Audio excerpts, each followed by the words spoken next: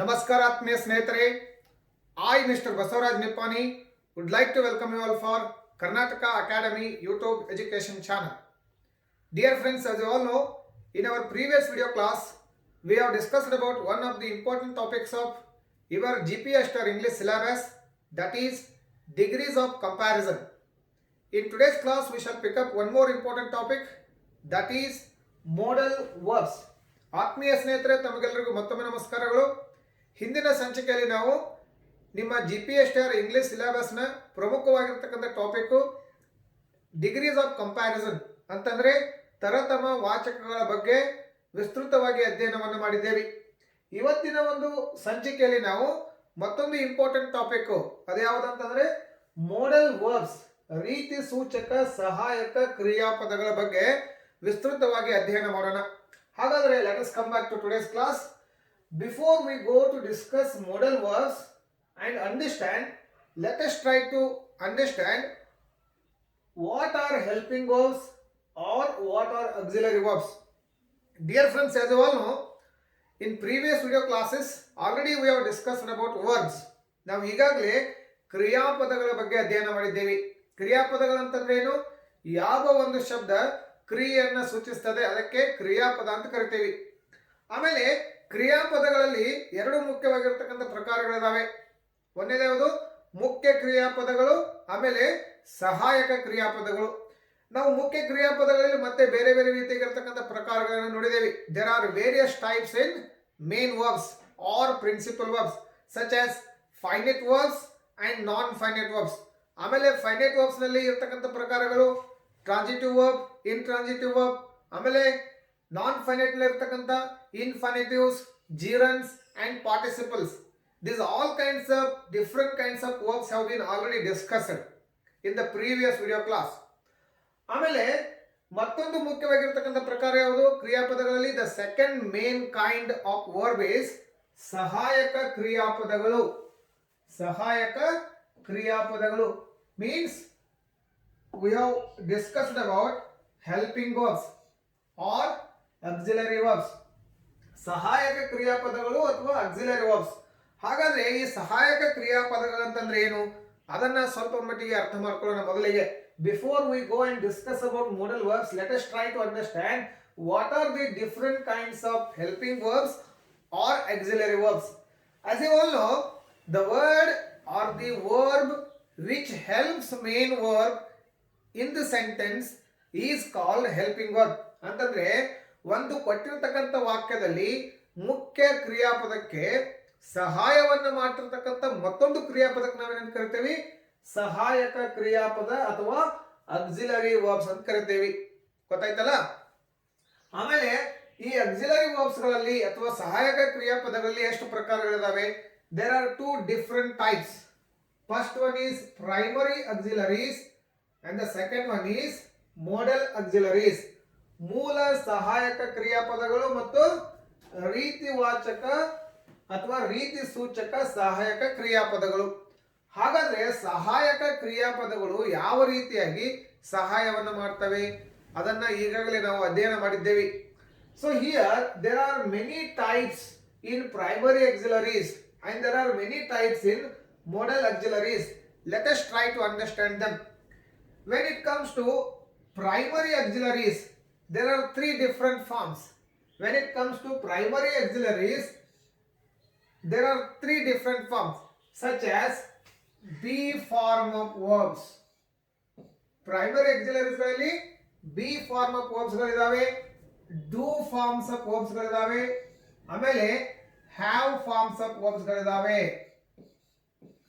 Primary auxiliaries can be divided into three different forms such as be form, do form and have form.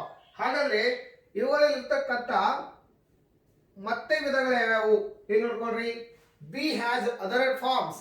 ಈ be ಅಂತಕ್ಕಂಥ ಸಹಾಯಕ ಕ್ರಿಯಾಪದಕ್ಕೆ ಮತ್ತೆ ಬೇರೆ ಬೇರೆ ರೂಪಗಳಿದಾವೆ. ಯಾವ್ಯಾವು ಇಲ್ಲಿ ನೋಡ್ಕೊಂಡಾಗ am, is, are, was, were. These are the other various types of be form. Be form ಅಂತಕ್ಕಂಥ ಸಹಾಯಕ ಕ್ರಿಯಾಪದಕ್ಕೆ ಇರತಕ್ಕಂಥ ಮತ್ತೆ ಬೇರೆ ರೂಪಗಳು am, is, are and was, were are the past form of am, is, are. ಆಮೇಲೆ ಡೂ ಫಾರ್ಮ್ಗಳಲ್ಲಿ ಯಾವ್ಯಾವ ಇದಾವೆ? Do, does, did. Do, does, did are the other forms of do. Does is another form, did is the first form of do and does, and have has another form, that is has. So these are the 1, 2, 3, 4, 5, 6, 7, 8, 9, 10 and 11. These all 11 different types of helping verbs are called primary auxiliaries. ಮೂಲ ಸಹಾಯಕ ಕ್ರಿಯಾಪದಗಳು. ಅವುಗಳಿಗೆ ಮೂಲ ಸಹಾಯಕ ಕ್ರಿಯಾಪದಗಳು ಅಂತ ಯಾಕೆ ಕರೆದಿವಿ? So they work as a helping verb and they help main verb in a sentence, and in some other times they also work as main verbs. ಇಲ್ಲಿ ಈ ಸಹಾಯಕ ಕ್ರಿಯಾಪದಗಳು ಕೇವಲ ಸಹಾಯವನ್ನು ಅಷ್ಟೇ ಮಾಡೋದಿಲ್ಲ, ಕೆಲವೊಂದು ಸಾರಿ ಕೆಲವೊಂದು ಸಮಯದಲ್ಲಿ ಅವು ಮುಖ್ಯ ಕ್ರಿಯಾಪದಗಳಾಗಿಯೂ ಸಹಿತ ಕೆಲಸವನ್ನು ಮಾಡ್ತವೆ. ಅದು ಹೇಗೆ? Let us take an example here. Let us take one example so that you can understand how they are used as helping verbs and how they are also used as main verbs. ಇಲ್ಲಿ ಒಂದು ವಾಕ್ಯವನ್ನು ತಿಳ್ಕೊಳ್ರಿ. He is a boy ಅಂತಕ್ಕಂಥ ಒಂದು ವಾಕ್ಯ ಇದೆ. ಎರಡನೇ ವಾಕ್ಯ ನೋಡ್ಕೊಳ್ರಿ. He is playing cricket ಅಂತ ಮತ್ತೊಂದು ವಾಕ್ಯ ತಗೊಳ್ರಿ. So please be attentive and observe these two examples given here. ಇಲ್ಲಿ ನೋಡ್ಕೊಂಡಾಗ ನಿಮಗೆ ಗೊತ್ತಾಗುತ್ತೆ, as I'm telling you, helping verbs help main verb in a sentence and they also work as main verb. Only primary auxiliaries work as main verb. Only primary auxiliaries used as main verb sometime in sentences. Here you see, he is a boy. ಇಲ್ಲಿ is ಅಂತಕ್ಕಂಥ helping verb ಇದೆ. ಎರಡನೇ ವಾಕ್ಯದಲ್ಲಿ ನೋಡ್ಕೊಳ್ರಿ, he is playing cricket ಅಂತಕ್ಕಂಥದ್ದಿದೆ, ಇಲ್ಲಿ is ಇದೆ. But there are two important differences in these two following sentences. In the first sentence, is used as main verb, ಮುಖ್ಯ ಕ್ರಿಯಾಪದಾಗಿ ಬಳಕೆಯಾಗಿದೆ, or principal verb, ಮುಖ್ಯ ಕ್ರಿಯಾಪದಾಗಿ ಅದು ಯೂಸ್ ಆಗಿದೆ. ಆಮೇಲೆ ಎರಡನೇ ವಾಕ್ಯಕ್ಕೆ ಬಂದಾಗ he is playing cricket, ಇಲ್ಲಿ ಪ್ಲೇಯಿಂಗ್ ಅಂತಕ್ಕಂಥದ್ದು ಏನಾಗಿದೆ? ಮುಖ್ಯ ಕ್ರಿಯಾಪದ ಇದೆ. ಪ್ಲೇಯಿಂಗ್ ಅಂತಕ್ಕಂಥದ್ದು ಏನಿದೆ? ಮುಖ್ಯ ಕ್ರಿಯಾಪದ ಇದೆ. ಇಲ್ಲಿ ಈಸ್ ಅಂತಕ್ಕಂಥದ್ದು ಏನಾಗಿದೆ? ಹೆಲ್ಪಿಂಗ್ ವರ್ಬ್ ಆಗಿದೆ, ಆರ್ auxiliary verb ಆಗಿದೆ. In this following way, primary auxiliaries are used as helping verbs and they are also used as main verbs. Now let's come to modal verbs. ಹಾಗಾದ್ರೆ modal verbs ಅಥವಾ modal auxiliaries ಗಳಂತಂದ್ರೆ ಏನು? These modal auxiliaries are also called helping verbs, but they do not work as main verb. This is the first main difference between primary auxiliaries and modal auxiliaries. ನಾವು ಇವತ್ತಿನ ಸಂಚಿಕೆಯಲ್ಲಿ ಏನು ಮಾಡ್ತಾ ಇದ್ದೀವಿ? modal auxiliaries ಅಂತಂದ್ರೆ ಏನು ಅಂತಕ್ಕಂಥದ್ದನ್ನ ವಿಸ್ತೃತವಾಗಿ ಅಧ್ಯಯನ ಮಾಡೋರಿದ್ದೀವಿ.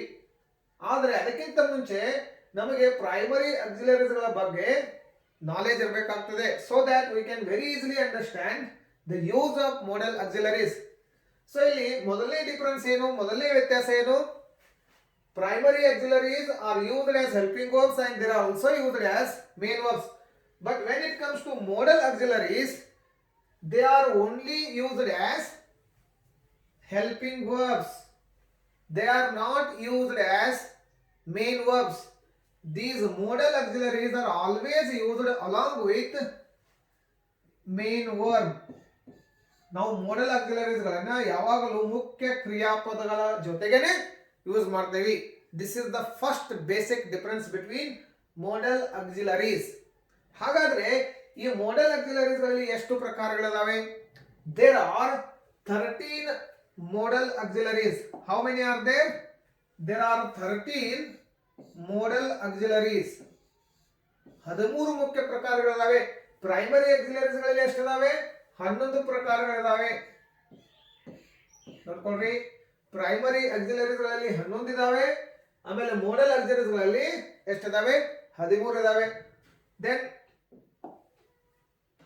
what are those auxiliaries? Let us see here. For example, ಇಲ್ಲಿ ನೋಡ್ಕೊಂಡಾಗ ನಿಮ್ಗೆ ಗೊತ್ತಾಗತ್ತೆ, can, could, shall,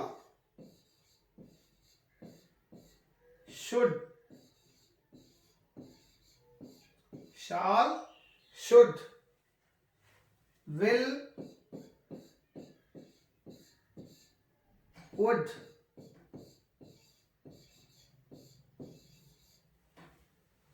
can, could, shall, should, will, would, may, might,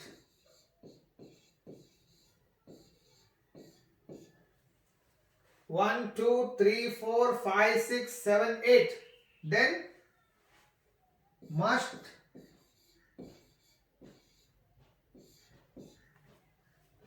ought to,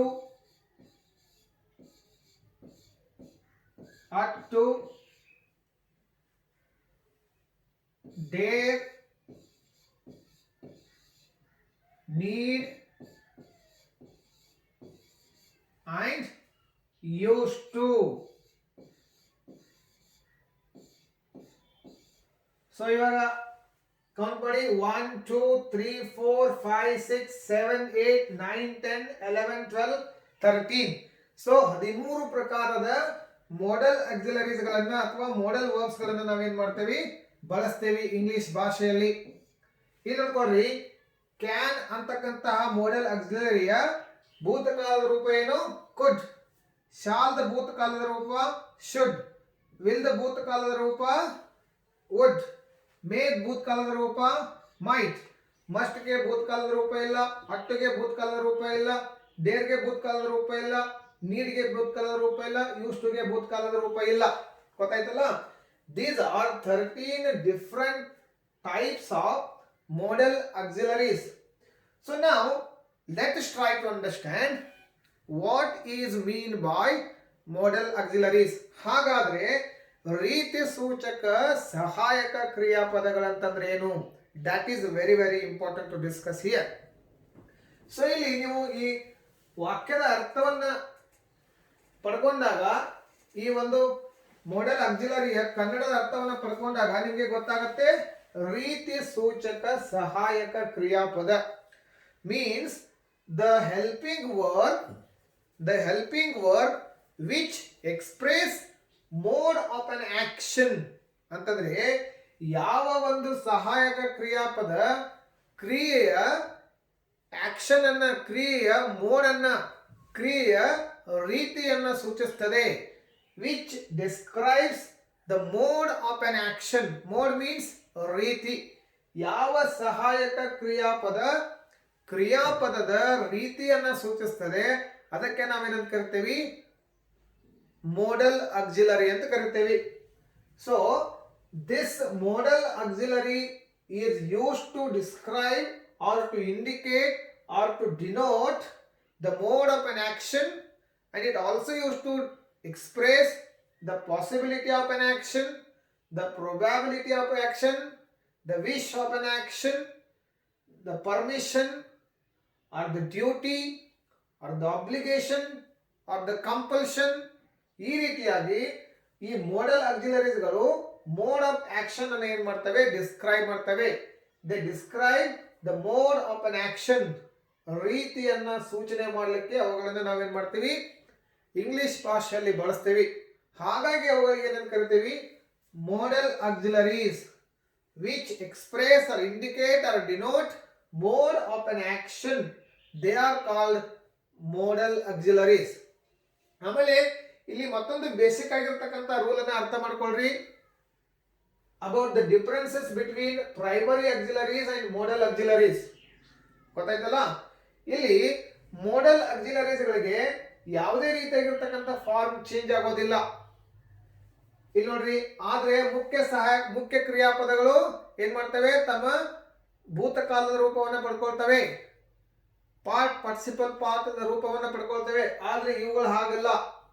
ಗೊತ್ತಾಯ್ತಲ್ಲ, they never change and these are always used with main verb. ಮತ್ತು ಅವು ಯಾವಾಗಲೂ ಮುಖ್ಯ ಕ್ರಿಯಾಪದಗಳ ಒಂದಿಗೆನೆ ಏನ್ ಮಾಡ್ತವೆ, ಬಳಸಲಾಗ್ತದೆ. So we use these words to express and indicate the probability. ಇಲ್ಲಿ ಮೊದಲನೇ ಶಬ್ದಕ್ಕೆ ಬನ್ರಿ. This class may go little longer.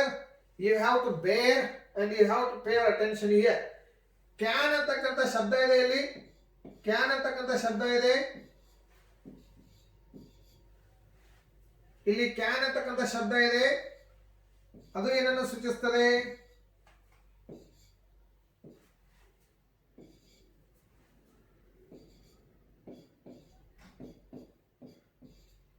As I already told you, they indicate the probability on action. ಇಲ್ಲಿ ಕ್ಯಾನ್ ಅಂತಕ್ಕಂಥದ್ದು ಅಬಿಲಿಟಿಯನ್ನು ಸೂಚಿಸುತ್ತದೆ. ಕ್ಯಾನ್ ಅಂತಕ್ಕಂಥದ್ದು ಎಬಿಲಿಟಿಯನ್ನು ಸೂಚಿಸುತ್ತದೆ. ಕುಡ್ ಅಂತಕ್ಕಂಥದ್ದು ಸಹಿತ ಎಬಿಲಿಟಿಯನ್ನು ಸೂಚಿಸುತ್ತದೆ, ಸಾಮರ್ಥ್ಯವನ್ನ. ಎಬಿಲಿಟಿ ಅಂದ್ರೆ ಸಾಮರ್ಥ್ಯ. ಶಾಲ್ ಅಂತಕ್ಕಂಥದ್ದು ಏನ್ ತೋರಿಸ್ತದೆ? ಇದು ಪ್ರೊಬ್ಯಾಬಿಲಿಟಿಯನ್ನು ತೋರಿಸ್ತದೆ. ಪ್ರೊಬ್ಯಾಬಿಲಿಟಿ. ಆಮೇಲೆ duty. It express probability or duty. Will also express wish or probability or duty. ಈ ರೀತಿಯಾಗಿ. ಆಮೇಲೆ ಮೇ ಅಂತಕ್ಕಂಥದ್ದು ಸಂಭವನೀಯತೆಯನ್ನ, ಅಗೇನ್ ಪ್ರೊಬ್ಯಾಬಿಲಿಟಿ ತೋರಿಸ್ತದೆ, ಪಾಸಿಬಿಲಿಟಿ ತೋರಿಸ್ತದೆ.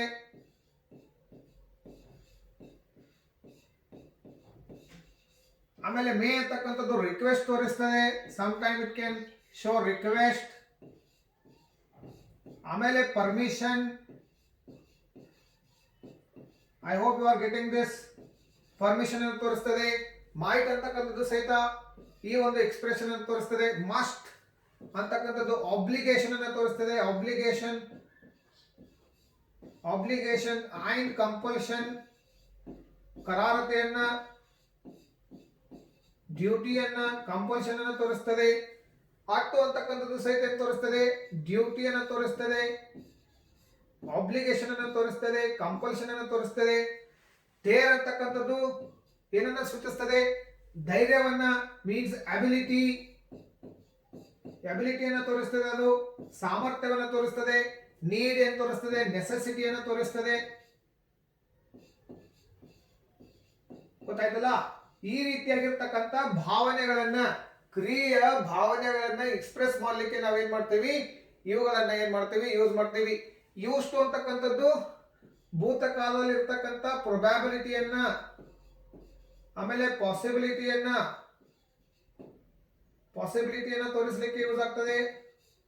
ಆಮೇಲೆ ಮತ್ತೆ ಬೇರೆ ಬೇರೆ ಆಗಿರ್ತಕ್ಕಂಥ ಭಾವನೆಗಳನ್ನ, ಕ್ರಿಯೆಯ ಭಾವನೆಗಳನ್ನ ಸೂಚಿಸಲಿಕ್ಕೆ ನಾವು ಈ ಎಲ್ಲಾ ಶಬ್ದಗಳನ್ನ ಏನ್ ಮಾಡ್ತೇವಿ? ಇಂಗ್ಲಿಷ್ ಭಾಷೆಯಲ್ಲಿ ಬಳಸ್ತೇವೆ. ಹಾಗಾಗಿ ಇವುಗಳಿಗೆ ಏನಂತ ಕರಿತೇವೆ? Modal verbs. Modal verbs are used to express and indicate the mode of an action, and they also indicate or denote the ability of an action, the possibility of an action, the probability of an action, obligation of an action, duty of an action, wish of an action, necessity of an action, compulsion of an action. ಗೊತ್ತಾಯ್ತಲ್ಲ? ಈ ರೀತಿಯಾಗಿರ್ತಕ್ಕಂಥ ಭಾವನೆಗಳನ್ನ ಸೂಚಿಸ್ತಕ್ಕಂತಹ ಸಹಾಯಕ ಕ್ರಿಯಾಪದಗಳಿಗೆ ನಾವೇನಂತ ಕರಿತೀವಿ? Modal auxiliaries ಅಂತ ಕರಿತೀವಿ.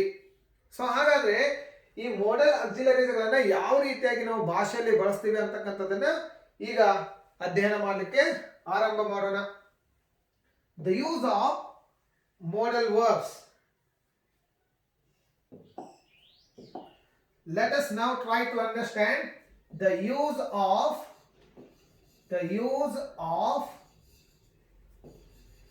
Model verbs. ಹಾಗಾದ್ರೆ ಇವುಗಳನ್ನ ಭಾಷೆಯಲ್ಲಿ ಯಾವ ರೀತಿಯಾಗಿ ಬಳಸ್ತೀವಿ ಅಂತಕ್ಕಂಥದನ್ನ ಇವಾಗ ಒಂದೊಂದಾಗಿ ಅಧ್ಯಯನ ಮಾಡೋಣ. As I already told you, they express the possibility or the ability or the probability of permission, duty, obligation, compulsion, wish, necessity and duty. ಗೊತ್ತಾಯ್ತಲ್ಲ? ಈ ರೀತಿಯಾಗಿ ಮೋಡಲ್ ವರ್ಬ್ಸ್ ಗಳನ್ನು ನಾವು ಏನ್ ಮಾಡ್ತೀವಿ, ಭಾಷೆಯಲ್ಲಿ ಬಳಸ್ತೀವಿ. ಅದಕ್ಕಿಂತ ಮುಂಚೆ ಮತ್ತೊಂದು ಬೇಸಿಕ್ ಆಗಿರ್ತಕ್ಕಂಥ ರೂಲ್ ಅನ್ನು ಹೇಳ್ತೀನಿ. ಯೂಸ್ಡ್ ಟು ಅಂತಕ್ಕಂಥ ಒಂದು ಸಹಾಯಕ ಕ್ರಿಯಾಪದ ಇದೆ, ಮೋಡಲ್ ಆಕ್ಸಿಲರಿ ಇದೆ. ಇಲ್ಲಿ ಯೂಸ್ಡ್ ಟು ಅಂತಕ್ಕಂಥದ್ದು ಇದನ್ನ ಯಾವ ರೀತಿ ಪ್ರೊನೌನ್ಸ್ ಮಾಡ್ತೀವಿ, ಯೂಸ್ಡ್ ಟು ಅಂತ ಅಂತೀವಿ. ಆದ್ರೆ ಯಾವಾಗ ಈ ಯೂಸ್ಡ್ ಟು ಅಂತಕ್ಕಂಥ ಶಬ್ದ ಮೋಡಲ್ ವರ್ಬ್ ಆಗಿ ಯೂಸ್ ಆಗಿದೆ, ಆವಾಗ ಇಲ್ಲಿ ಡಿ ಅನ್ನ ನಾವು ಏನ್ ಮಾಡ್ತೀವಿ, ಟಿ ಆಗಿ ಉಚ್ಚಾರಣೆ ಮಾಡ್ತೀವಿ. ಇದನ್ನ ಟಿ ಆಗಿ used to. I used to go to school when I was in Bombay. ಗೊತ್ತಾಯ್ತದ? I used to ಅಂತೀವಿ ಅದನ್ನ, I used to ಅಂತ ಅನ್ನೋದಿಲ್ಲ. ಆಮೇಲೆ ಈ used to ಅಂತಕ್ಕಂಥದ್ದಕ್ಕೆ ಅದನ್ನ ಯಾವಾಗಲೂ ನಾವು ಪ್ರೆಸೆಂಟ್ ಟೆನ್ಸ್ ನಲ್ಲಿ ಬಳಸ್ತೇವೆ. ಅದಕ್ಕೆ ಪ್ರೆಸೆಂಟ್ ಟೆನ್ಸ್ ಫಾರ್ಮ್ ಇಲ್ಲ. ಅದು ಯಾವಾಗಲೂ ಫಾಸ್ಟ್ ಟೆನ್ಸ್ ಫಾರ್ಮ್ ನಲ್ಲೇ ಯೂಸ್ ಆಗ್ತದೆ. But we should try to understand it has no present form. It is always used as used to when it is used as modal verb. ಇದು ಒಂದು basic rule, ಇದು ನಿಮ್ಗೆ ಗೊತ್ತಿರಬೇಕು. ಹಾಗಾದ್ರೆ ಇವಾಗ ನಾವು ಈ ಮೋಡಲ್ ಆಕ್ಸಿಲರೀಸ್ ಗಳನ್ನ ಒಂದೊಂದಾಗಿ ವಾಕ್ಯದಲ್ಲಿ ಬಳಕೆ ಮಾಡಲಿಕ್ಕೆ ಪ್ರಯತ್ನ ಪಡೋಣ. ಹಾಗಾದ್ರೆ ಟೇಕ್ ಫಸ್ಟ್ ಎಕ್ಸಾಂಪಲ್. ಇವಾಗ ಏನ್ ಮಾಡ್ರಿ, ಕ್ಯಾನ್ ಅಂತಕ್ಕಂಥ ಒಂದು ಶಬ್ದವನ್ನ ತೆಗೆದುಕೊಳ್ರಿ. ಕ್ಯಾನ್ ಮತ್ತು ಕುಡ್ ಅನ್ನ. ಕ್ಯಾನ್, ಈ ಕ್ಯಾನ್ ಯಾವೆಲ್ಲ ಸಂದರ್ಭದಲ್ಲಿ ಬಳಸಲಾಗ್ತದೆ? ಕ್ಯಾನ್ ಅಂತಕ್ಕಂಥದ್ದು ಆಸ್ ಯು ಆಲ್ ನೋ ಅಬಿಲಿಟಿಯನ್ನು ತೋರಿಸ್ತದೆ. Some time it is use to express request also. So here you could see he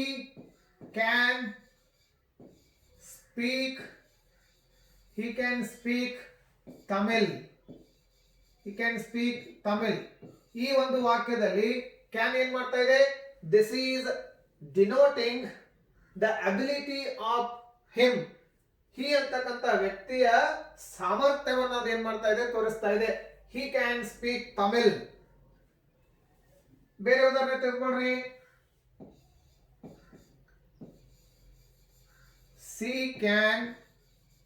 She can play cricket. ಈ ರೀತಿಯಾಗಿ ಅದು ಏನ್ ಮಾಡ್ತದೆ, ಪಾಸಿಬಿಲಿಟಿಯನ್ನ. Some time it is also used as questions. Can you please tell me the truth. Tell me the truth. ಇಲ್ಲಿ ನೋಡ್ಕೊಳ್ರಿ, ಮೊದಲನೇ ವಾಕ್ಯಗಳಲ್ಲಿ ಏನಾಗಿದೆ, ಅದು ಸಾಮರ್ಥ್ಯವನ್ನು ತೋರಿಸ್ತಾ ಇದೆ, ಅಬಿಲಿಟಿಯನ್ನು ತೋರಿಸ್ತಾ ಇದೆ. ಇಲ್ಲಿ ಮೂರನೇ ವಾಕ್ಯದಲ್ಲಿ ಅದು ರಿಕ್ವೆಸ್ಟ್ ಅನ್ನು ತೋರಿಸ್ತಾ ಇದೆ. ಈ ರೀತಿಯಾಗಿ ಹಿ can speak Tamil. Sir,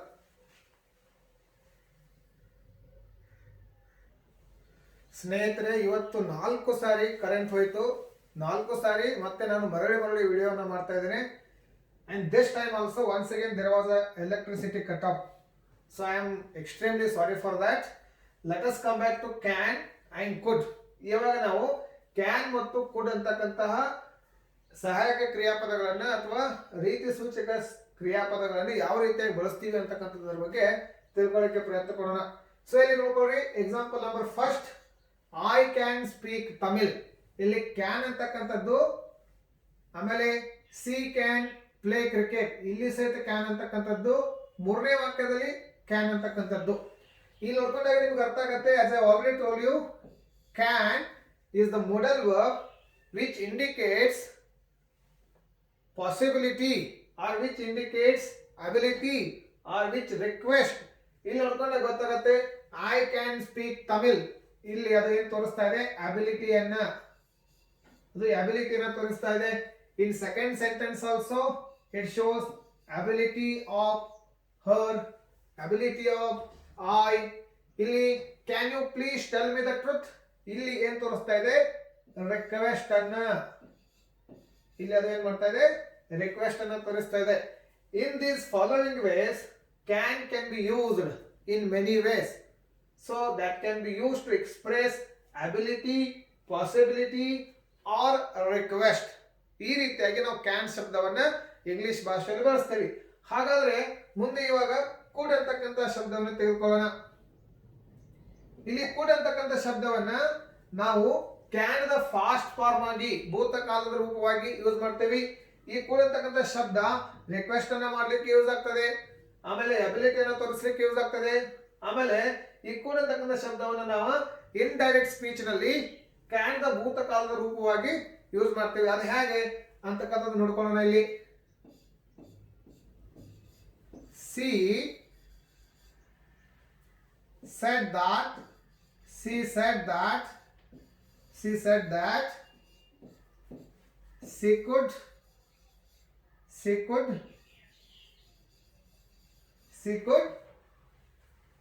play cricket. ಇಲ್ಲಿ ಮೇಲೆ ಒಂದು ವಾಕ್ಯವನ್ನು ಕೊಟ್ಟಿದ್ದೀನಿ. You just imagine it is a sentence of direct speech. ಅದನ್ನು ಇಂಡೈರೆಕ್ಟ್ ಸ್ಪೀಚ್ ನಲ್ಲಿ ಪರಿವರ್ತನೆ ಮಾಡಿದಾಗ ಕ್ಯಾನ್ ಇದ್ದದ್ದು ಏನಾಗುತ್ತೆ, ಕುಡ್ ಆಗುತ್ತೆ. ಇಲ್ಲಿ ನೋಡ್ಕೊಳ್ರಿ, ಇಲ್ಲಿ ಕ್ಯಾನ್ ಇದೆ, ಅದು ಕುಡ್ ಆಗಿದೆ. C shed that she could play cricket. ಈ ರೀತಿಯಾಗಿ ಇಂಡೈರೆಕ್ಟ್ ಸ್ಪೀಚ್ ನಲ್ಲಿ ಕುಡ್ ಅಂತಕ್ಕಂಥ ಶಬ್ದವನ್ನು ನಾವೇನ್ ಮಾಡ್ತೀವಿ, ಯೂಸ್ ಮಾಡ್ತೀವಿ. ಅದೇ ರೀತಿಯಾಗಿ ಪ್ರಶ್ನೆಯನ್ನ ಕೇಳ್ತಕ್ಕಂಥ ಸಂದರ್ಭದಲ್ಲಿ ಅಥವಾ ರಿಕ್ವೆಸ್ಟ್ ಅನ್ನ ಮಾಡ್ತಿರ್ತಕ್ಕಂಥ ಸಂದರ್ಭದಲ್ಲಿ ಈ ಒಂದು ಕುಡ್ ಅಂತಕ್ಕಂಥ ಶಬ್ದವನ್ನು ಯೂಸ್ ಮಾಡ್ತೀವಿ. ಅದು ಯಾವ ರೀತಿಯಾಗಿ, could you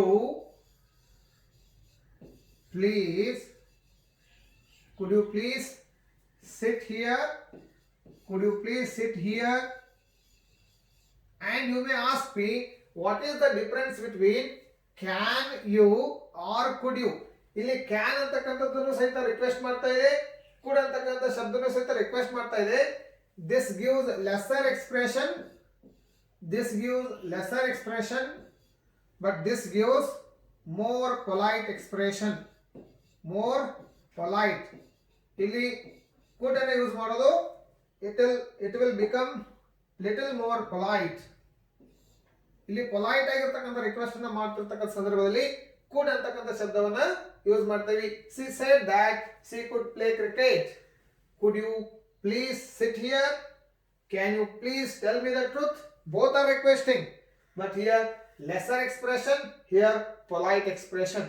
in this way we use can and could. ಇವಾಗ ಮುಂದೆ ನಾವು ಬೇರೆ ಶಬ್ದಗಳನ್ನು ತೆಗೆದುಕೊಳ್ಳೋಣ. ಕ್ಯಾನ್ ಅಂಡ್ ಕುಡ್ ಆಯ್ತು. ಇವಾಗ ಶಾಲ್ ಅಂಡ್ ಶುಡ್ ತೆಗೆದುಕೊಳ್ಳೋಣ. ಇವಾಗ shall and should, shall and should. ಈ ಶಾಲ್ ಮತ್ತು ಶುಡ್ ಅಂತಕ್ಕಂಥ ಶಬ್ದವನ್ನು ನಾವು ಐ ಮತ್ತು ವಿ ಅಂತಕ್ಕಂಥ ಪ್ರೊನೌನ್ಗಳ ಮುಂದೆ, ಐ ಮತ್ತು ವಿ ಅಂತಕ್ಕಂಥ ಪ್ರೊನೌನ್ಗಳ ಮುಂದೆ ನಾವೇನ್ ಮಾಡ್ತೀವಿ, ಈ ಶಾಲ್ ಮತ್ತು ಶುಡ್ ಅನ್ನ ಯೂಸ್ ಮಾಡ್ತೀವಿ. And some time they are also used with second person and third person. Let me tell you. ಇವಾಗ ಶಾಲ್ ಅಂತಕ್ಕಂಥ ಶಬ್ದವನ್ನ ಯೂಸ್ ಮಾಡ್ಕೊಳ್ಳೋಣ. ಶಾಲ್ ಅನ್ನು ಏನನ್ನ ಎಕ್ಸ್ಪ್ರೆಸ್ ಮಾಡ್ತದೆ, ಶಾಲ್ ಏನನ್ನ ಎಕ್ಸ್ಪ್ರೆಸ್ ಮಾಡ್ತದೆ, ಪಾಸಿಬಿಲಿಟಿಯನ್ನ ಏನ್ ಮಾಡ್ತದೆ, ಸಂಭವನೀಯತೆಯನ್ನ. At the same time shall also express the duty. ಆಮೇಲೆ ಅವುಗಳು ಪ್ರೊಬ್ಯಾಬಿಲಿಟಿಯನ್ನ ಸಹಿತ ಏನ್ ಮಾಡ್ತವೆ, ತೋರಿಸ್ತವೆ. ಸೊ ಬೇರೆ ಬೇರೆ ತರನಾಗಿರ್ತಕ್ಕಂಥ ಸಂದರ್ಭಗಳಲ್ಲಿ ಬೇರೆ ಬೇರೆ ಆಗಿರ್ತಕ್ಕಂಥ ಎಕ್ಸ್ಪ್ರೆಷನ್ ಗಳನ್ನ ಅವುಗಳು ಕೊಡ್ತವೆ. ಹಾಗಾದ್ರೆ ಅವುಗಳನ್ನ ವಾಕ್ಯಗಳಲ್ಲಿ ಯೂಸ್ ಮಾಡೋಣ. ಇಲ್ಲಿ ನೋಡ್ಕೊಡ್ರಿ, I shall meet you. Especially we use these shall and should, will and would in future tense. ಭವಿಷ್ಯತ್ ಕಾಲದ ವಾಕ್ಯಗಳಲ್ಲಿ ಇವುಗಳನ್ನ ನಾವೇನ್ ಮಾಡ್ತೀವಿ, ಯೂಸ್ ಮಾಡ್ತೀವಿ. I shall meet you tomorrow ಅಂತ ಇಟ್ಕೊಳ್ರಿ. I shall meet you. ಆಮೇಲೆ ವಿ shall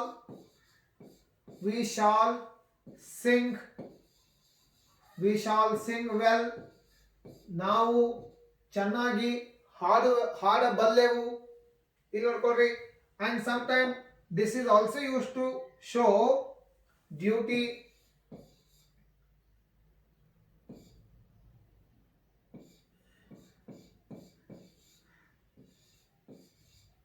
We shall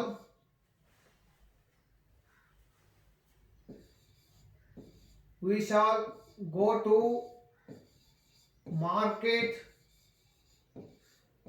ಇಲ್ಲಿ ಮತ್ತೆ ಅದೇನ್ ಮಾಡ್ತಾ ಇದೆ, ಪ್ರೊಬಾಬಿಲಿಟಿನ ತೋರಿಸ್ತದೆ. ಅದು ಯಾವ ರೀತಿಯಾಗಿ ಡ್ಯೂಟಿನ ತೋರಿಸ್ತದೆ ನೋಡ್ಕೊಳ್ರಿ. You shall be ಫನಿಶ್ಡ್.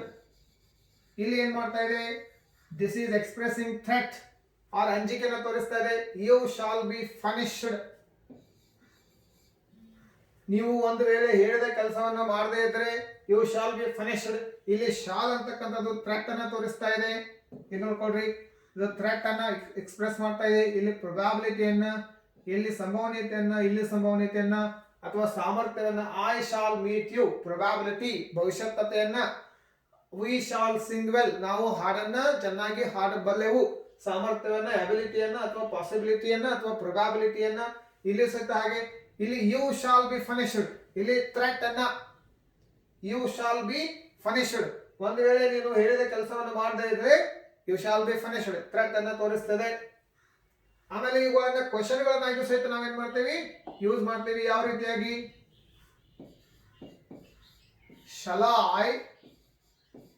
shall I use your book. ಇಲ್ಲಿ ನೋಡ್ರಿ, ಪ್ರಶ್ನೆನ ಕೇಳಲಿಕ್ಕೆ ಅಥವಾ ರಿಕ್ವೆಸ್ಟ್ ಅನ್ನ ಮಾಡ್ಕೊಳ್ಳಿಕ್ಕೆ ಇಲ್ಲಿ ಶಾಲ್ ಏನಾಗಿದೆ, ರಿಕ್ವೆಸ್ಟ್ ಅನ್ನ ಮಾಡ್ತಾ ಇದೆ. at the same time it is also expressing a question. shall I use your book, ನಾನು ನಿನ್ನ ಪುಸ್ತಕವನ್ನ ಬಳಸಬಹುದೇ. ಇಲ್ಲಿ ಅದೇನ್ ಮಾಡ್ತಾ ಇದೆ, ರಿಕ್ವೆಸ್ಟ್ ಅನ್ನ ಕೇಳಿಸ್ತಾ ಇದೆ. ಶಾಲ್. ಅದೇ ರೀತಿಯಾಗಿ ಶುಡ್ ಅನ್ನ ತೆಗೆದುಕೊಳ್ರಿ. ಇವಾಗ ಶುಡ್ ಅನ್ನ ತೆಗೆದುಕೊಂಡಾಗ ಈ ರೀತಿಯಾಗಿರುತ್ತೆ. Should shows the necessity or the obligation or the duty. For example, how you should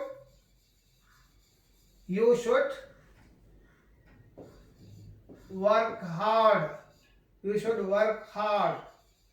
Somebody tell you should work hard unless you pass the examination. ನೀನು ಒಂದು ವೇಳೆ ಹಾರ್ಡ್ ವರ್ಕ್ ಅನ್ನ ಮಾಡದೇ ಇದ್ರೆ ನೀನು ಪಾಸ್ ಆಗೋದಿಲ್ಲ. ಇಲ್ಲಿ ಶುಡ್ ಅಂತಕ್ಕಂಥದ್ದು ಏನು ತೋರಿಸ್ತದೆ, ನೆಸೆಸಿಟಿಯನ್ನ ಅಥವಾ ಆ ಒಂದು ಕೆಲಸಕ್ಕೆ ಇರ್ತಕ್ಕಂತಹ ಇಂಪಾರ್ಟೆನ್ಸ್ ಅನ್ನ, ಮಹತ್ವತೆಯನ್ನು ತೋರಿಸ್ತದೆ. ಯು ಶುಡ್ ವರ್ಕ್ ಹಾರ್ಡ್, ನೀನು ಮಾಡಬೇಕು, ನೀನು ಬರಬೇಕು, ಬರಲೇಬೇಕು, ಮಾಡಲೇಬೇಕು ಅಂತಕ್ಕಂಥದಕ್ಕೆ ಬೇರೆ ಶಬ್ದವನ್ನು ಯೂಸ್ ಮಾಡ್ತೇವೆ. This shows the necessity or the obligation or the duty. And sometime this should is also use to direct or suggest. ಇಲ್ಲಿ ನೋಡ್ಕೊಂಡಾಗ ಯು ಶುಡ್ ವರ್ಕ್ ಹಾರ್ಡ್. ಆಮೇಲೆ ನೋಡ್ಕೊಳ್ರಿ, ಎರಡನೇ ವಾಕ್ಯ ತಗೊಂಡ್ರಿ, I should complete this. I should complete this work ಅಂತ ಒಂದು ಉದಾಹರಣೆ ಅಂತ ತಿಳ್ಕೊಳ್ರಿ. ಇಲ್ಲಿ ಶುಡ್ ಏನಾಗಿದೆ, ಅದು ಏನನ್ನ ತೋರಿಸ್ತಾ ಇದೆ, what it is expressing should. ಇಲ್ಲಿ ನೋಡ್ಕೊಳ್ರಿ, ಶುಡ್ ಅದು ಏನು ತೋರಿಸ್ತದೆ, ನೆಸೆಸಿಟಿಯನ್ನು ತೋರಿಸ್ತದೆ. ಐ ಶುಡ್ ಕಂಪ್ಲೀಟ್ ದಿಸ್, ನಾನು ಅದನ್ನ ಮುಗಿಸಬೇಕು. ಯು ಶುಡ್ ವರ್ಕ್ ಹಾರ್ಡ್, ನೀನು ಹಾರ್ಡ್ ವರ್ಕ್ ಮಾಡಬೇಕು, ಕಠಿಣ ಪರಿಶ್ರಮ ಮಾಡಬೇಕು ಅಂತಕ್ಕಂಥ ಸಂದರ್ಭದಲ್ಲಿ ಅದು ಯೂಸ್ ಆಗ್ತದೆ. ಆಮೇಲೆ ಮೂರನೇ ವಾಕ್ಯ ತಗೊಳ್ರಿ,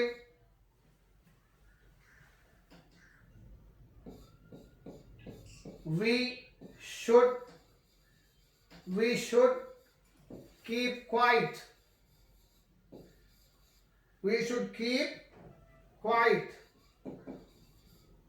ನಾವು ಸುಮ್ಮನಿರಬೇಕು.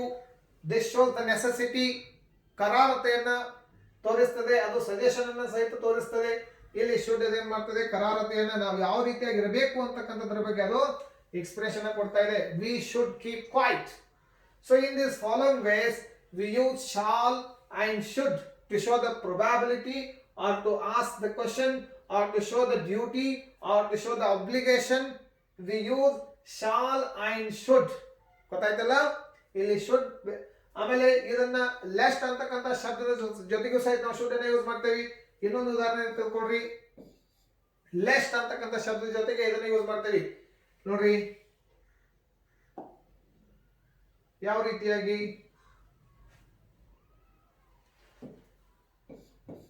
you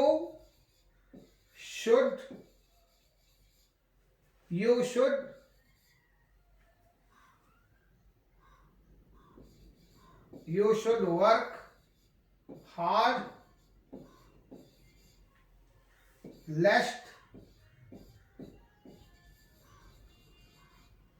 you will fail. ಇಲ್ಲಿ ಲೆಸ್ಟ್ ಅಂತಕ್ಕಂಥ ಶಬ್ದದ ಜೊತೆಗೂ ಸಹಿತ ನಾವು ಏನ್ ಮಾಡ್ತೀವಿ, ಶುಡ್ ಅಂತಕ್ಕಂಥ ಶಬ್ದವನ್ನು ಯೂಸ್ ಮಾಡ್ತೀವಿ. ಲೆಸ್ಟ್ ಅಂತಕ್ಕಂಥದ್ದು ನೋಡ್ರಿ, you should work hard lest you will fail. ನೀನು ಕಠಿಣ ಪರಿಶ್ರಮ ಮಾಡಬೇಕು, ಇಲ್ಲ ಅಂತಂದ್ರೆ ನೀನೇನಾಗ್ತೀಯ, ಫೇಲ್ ಆಗ್ತೀಯ ಅಂತಕ್ಕಂಥದ್ದು. In these following ways we use shall and should. ಗೊತ್ತಾಯ್ತಲ್ಲ? I hope these examples are enough to you to understand what is the use of shall and what is the use of should. Now let us discuss about will and would. Now let us discuss about will and would. Will and would. ಈ will and would ಸಹಿತ ಏನ್ ಮಾಡ್ತವೆ, ಭವಿಷ್ಯತ್ ಕಾಲದ ವಾಕ್ಯಗಳಲ್ಲಿ ಅವುಗಳನ್ನು use ಮಾಡ್ತೀವಿ. ಈ will ಅಂತಕ್ಕಂಥ ಶಬ್ದವನ್ನ ನಾವೇನ್ ಮಾಡ್ತೀವಿ, ವಿಲ್ ಅಂತಕ್ಕಂಥ ಶಬ್ದವನ್ನ ಸೆಕೆಂಡ್ ಪರ್ಸನ್ ಗಳ ಜೊತೆಗೆ, ಸೆಕೆಂಡ್ ಪರ್ಸನ್ ಮುಂದೆ ಯು, ಹಿ, ಸಿ ಮತ್ತು ಇಟ್ ಅಂತಕ್ಕಂತಹ ಥರ್ಡ್ ಪರ್ಸನ್ ಮತ್ತು ಸೆಕೆಂಡ್ ಪರ್ಸನ್ ಗಳ ಮುಂದೆ ಅವುಗಳನ್ನು ಯೂಸ್ ಮಾಡ್ತೀವಿ. There is no rule that they must be used always after second person and third person. Sometimes they are also used with first person also. Got my point? So let us take the example. Here will can be used to ask question, it can be used to request, and it can be used to show possibility or probability in these following ways. I will come here. ನಾನು ಇಲ್ಲಿಗೆ ಬರುವೆನು. ಪ್ರೊಬ್ಯಾಬಿಲಿಟಿಯನ್ನ, ಸಂಭವನೀಯತೆಯನ್ನ, ಭವಿಷ್ಯತ್ತತೆಯನ್ನು ತೋರಿಸ್ತದೆ. ಇಲ್ಲಿ ಎರಡನೇ ವಾಕ್ಯ ನೋಡ್ಕೊಳ್ರಿ, will you please shut your mouth.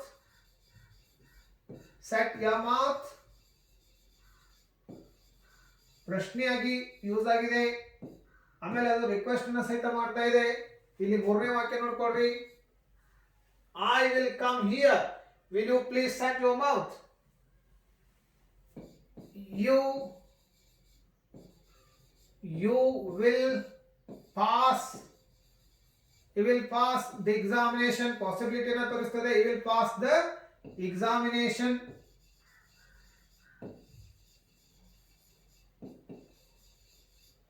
ಅವುಗಳು ಏನನ್ನ ತೋರಿಸ್ತವೆ ಇಲ್ಲಿ ನೋಡ್ಕೊಳ್ರಿ, ಪಾಸಿಬಿಲಿಟಿಯನ್ನ ತೋರಿಸ್ತದೆ. ವಿಲ್ ಪಾಸ್ ದ ಎಕ್ಸಾಮಿನೇಷನ್ ಅಂತಂದ್ರೆ ಸತ್ಯತೆಯನ್ನ ತೋರಿಸ್ತದೆ.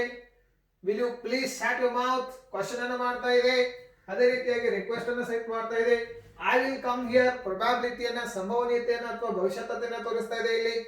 ಇಲ್ಲಿ ನೋಡ್ಕೊಂಡಾಗ ನಿಮ್ಗೆ ಅರ್ಥ ಆಗತ್ತೆ. ವಿಲ್ ಆಮೇಲೆ ಪರ್ಮಿಷನ್ ಸಹಿತ ಅದೇನ್ ಮಾಡ್ತದೆ, ಕೇಳಿಸ್ತದೆ ಕೆಲವೊಂದು ಸಾರಿ. ನೋಡ್ಕೊಡ್ರಿ ನಾಲ್ಕನೇ ವಾಕ್ಯವಾಗಿ, will you please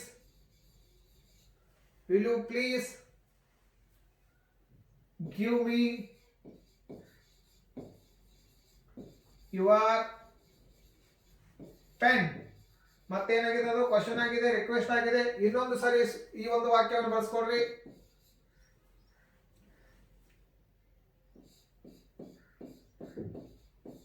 will you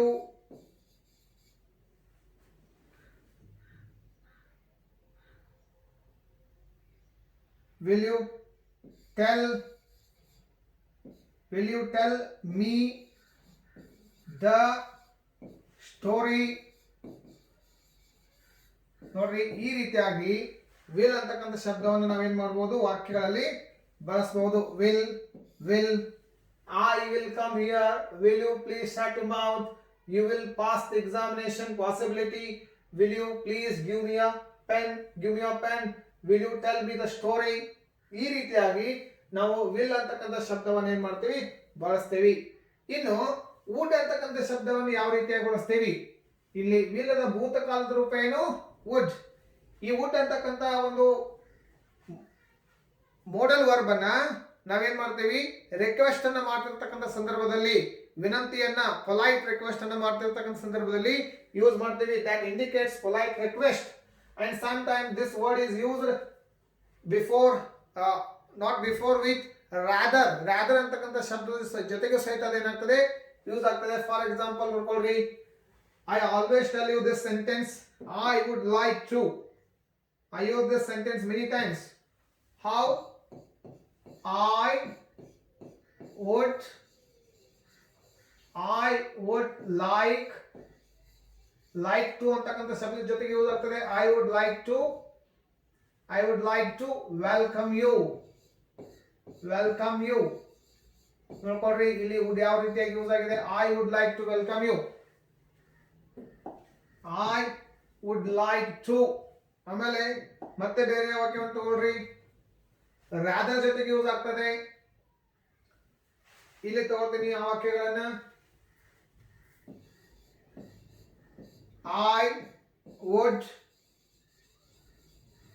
I would rather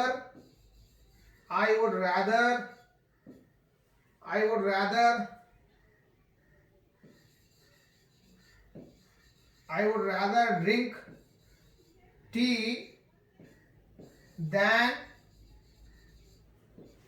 coffee. ಅಂತಂದ್ರೆ ನಾನು ಟೀ ಬದಲಾಗಿ ಕಾಫಿಯನ್ನ ಪ್ರಿಪೇರ್ ಮಾಡ್ತೀನಿ. ಇಲ್ಲಿ ವುಡ್ ಅಂತಕ್ಕಂಥ ಶಬ್ದ ರಾದರ್ ಜೊತೆಗೆ ಯೂಸ್ ಆಗಿದೆ, ನೋಡ್ಕೊಳ್ರಿ.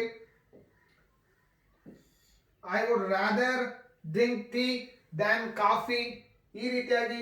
ಆಮೇಲೆ ಇದನ್ನ ಪಾಸ್ಟ್ ಫಾರ್ಮ್ ನಲ್ಲಿ ಸಹಿತ ನಾವು ಯೂಸ್ ಮಾಡ್ತೀವಿ. ಪಾಸ್ಟ್ ಫಾರ್ಮ್ ನಲ್ಲಿ ಇರ್ತಕ್ಕಂಥ ಒಂದು ಹ್ಯಾಬಿಚುವಲ್ ಆಕ್ಷನ್ಸ್ ಗಳನ್ನ, ಹ್ಯಾಬಿಚುವಲ್ ಕ್ರಿಯೆಗಳನ್ನ ತೋರಿಸ್ತಕ್ಕಂಥ ಸಂದರ್ಭಗಳಲ್ಲೂ ಸಹಿತ ನಾವು ಈ ವುಡ್ ಅಂತಕ್ಕಂಥ ಒಂದು ವಾಕ್ಯವನ್ನು ಯೂಸ್ ಮಾಡ್ತೀವಿ. ಅದು ಯಾವ ರೀತಿಯಾಗಿ? My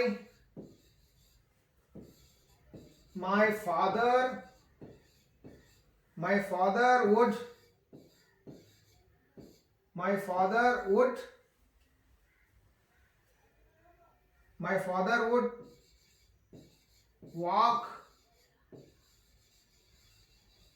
every day. My father would walk every day if he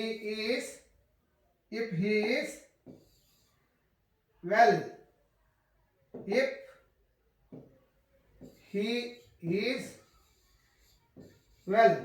ನನ್ನ ತಂದೆ ಒಂದು ವೇಳೆ ಆರಾಮವಿದ್ದರೆ ಅವನು ದಿನಾಲೂ ವಾಕ್ ಮಾಡ್ತಾ ಇದ್ದ. ಮೈ father would walk every day if he is well. ನಮ್ಮ ತಂದೆಗೆ ಆರೋಗ್ಯ ಸರಿ ಇದ್ದಿದ್ರೆ ಅವರು ಯಾವಾಗಲೂ ವಾಕ್ ಅನ್ನು ಮಾಡ್ತಾ ಇದ್ರು. ಎವ್ರಿ ಡೇ ಹ್ಯಾಬಿಚುವಲ್ ಆಕ್ಷನ್ ಆಗ್ತದೆ. ಇಲ್ಲಿ ಎವ್ರಿ ಡೇ ಅಂತಂದ್ರೆ ಏನು? ಹ್ಯಾಬಿಚುವಲ್ ಆಕ್ಷನ್ ಆಗ್ತದೆ. ಈ ರೀತಿಯಾಗಿ ನಾವು ವುಡ್ ಅನ್ನು ಯೂಸ್ ಮಾಡ್ತೇವೆ. I would like to welcome you. I would like to invite you. I would like to request you. ಆ ರೀತಿಯಾಗಿ I would rather drink tea then coffee. My father would walk every day if he is well. ಇದೇ ರೀತಿಯಾಗಿ ವಿಲ್ಲದ ಬದಲಾಗಿ ಭೂತಕಾಲದ ರೂಪದಲ್ಲಿ indirect speech ನಲ್ಲಿ ಸಹಿತ ನಾವು ವುಡ್ ಅನ್ನ ಯೂಸ್ ಮಾಡ್ತೇವೆ. ಅದು ಯಾವ ರೀತಿಯಾಗಿ? ಇಲ್ಲಿ ನೋಡಿ, I will come here. She said that she would come there. ಅದನ್ನೇ ಈಗ ಇಂಡೈರೆಕ್ಟ್ ಸ್ಪೀಚ್ ನಲ್ಲಿ ನೀವು ರೂಪಾಂತರ ಮಾಡ್ಕೊಡ್ರಿ, ಅರ್ಥ ಆಗತ್ತೆ. So in many other ways we use the sentences. So here I am taking some important examples. In many different sentences we use these all modal verbs. So here I am taking the important examples only. So ಇಲ್ಲಿ ನೋಡಿ ಯಾವ ರೀತಿಯಾಗಿ ನಾವು ಅದನ್ನ indirect speech ನಲ್ಲಿ ರೂಪಾಂತರ ಮಾಡ್ತೀವಿ. For example I ಇದೆ, ಇಲ್ಲಿ ಐ ಅಂತಂದ್ರೆ ನೀವು ಥರ್ಡ್ ಪರ್ಸನ್ ಅಂತ ತಿಳ್ಕೊಳ್ರಿ. she said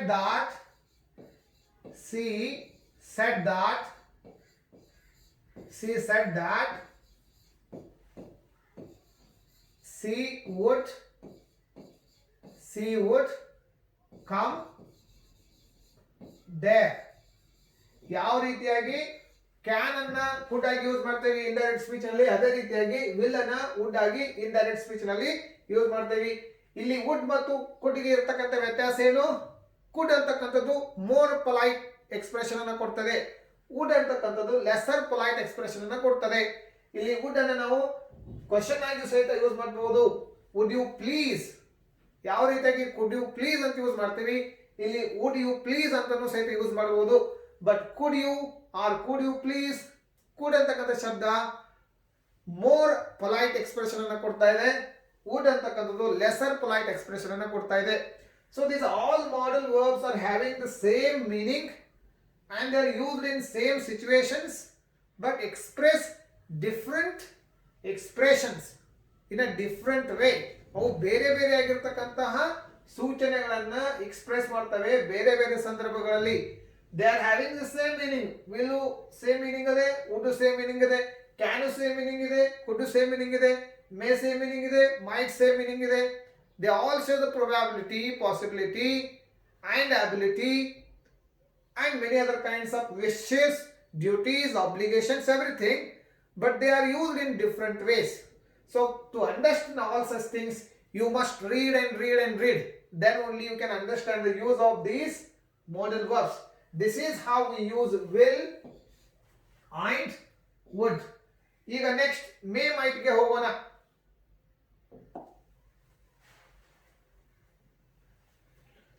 ಕ್ಯಾನ್ ಆಯ್ತು, ಕುಡ್ ಆಯ್ತು, ಶಾಲ್ ಆಯ್ತು, ಶುಡ್ ಆಯ್ತು, ವಿಲ್ ಆಯ್ತು, ವುಡ್ ಆಯ್ತು. ಇವಾಗ ಮೇ ಮತ್ತು might. May and might. May is present form and might is past form. ಇಲ್ಲಿ ಮೇ ಅಂತಕ್ಕಂಥದ್ದು ಏನ್ ಮಾಡ್ತದೆ? ಮೋರ್ ಪ್ರೊಬ್ಯಾಬಿಲಿಟಿನ ತೋರಿಸ್ತದೆ, ಮೋರ್ ಪಾಸಿಬಿಲಿಟಿನ ತೋರಿಸ್ತದೆ. ಮೈಟ್ ಅಂತಕ್ಕಂಥದ್ದು ಲೆಸರ್ ಪಾಸಿಬಿಲಿಟಿ ಅಂಡ್ ಲೆಸರ್ ಪ್ರೊಬ್ಯಾಬಿಲಿಟಿನ ತೋರಿಸ್ತದೆ. ಅದು ಯಾವ ರೀತಿಯಾಗಿ ನೋಡ್ಕೊಳ್ರಿ, ಉದಾಹರಣೆ ಅಂತ ನೋಡ್ಕೊಳ್ರಿ.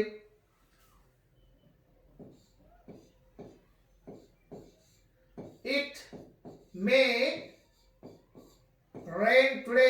ಇಟ್ ಮೇ ರೈನ್ ಟುಡೇ ಅಂದ್ರೆ ಇವತ್ತು ಮಳೆ ಆಗುವುದು, ಆಗಬಹುದು. ಇವತ್ತು ಮಳೆ ಆಗಬಹುದು.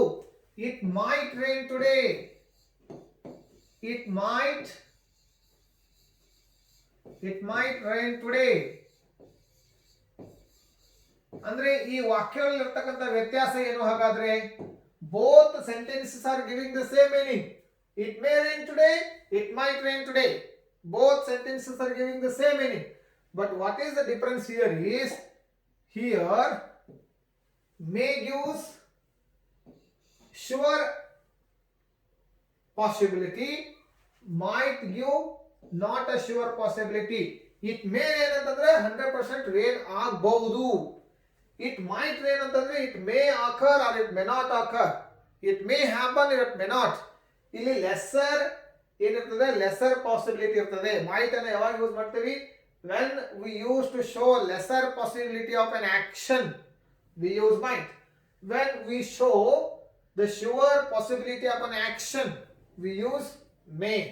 ಆಮೇಲೆ might ಮತ್ತು may ರಿಕ್ವೆಸ್ಟ್ ಅನ್ನ ಮಾಡಲಿಕ್ಕೆ ಸಹಿತ ಯೂಸ್ ಮಾಡ್ತೀವಿ, ಅಥವಾ ಪರ್ಮಿಷನ್ ಅನ್ನ ಕೇಳ್ತಕ್ಕಂತ ಸಂದರ್ಭದಲ್ಲಿ ಸಹಿತ ನಾವೇನ್ ಮಾಡ್ತೀವಿ? ಮೇ ಅಂತಕ್ಕಂಥದ್ದನ್ನ might ಅಂತಕ್ಕಂಥದ್ದನ್ನ ಯೂಸ್ ಮಾಡ್ತೀವಿ. ಅದು ಯಾವ ರೀತಿಯಾಗಿ ಇಲ್ಲಿ ನೋಡ್ಕೊಳ್ರಿ.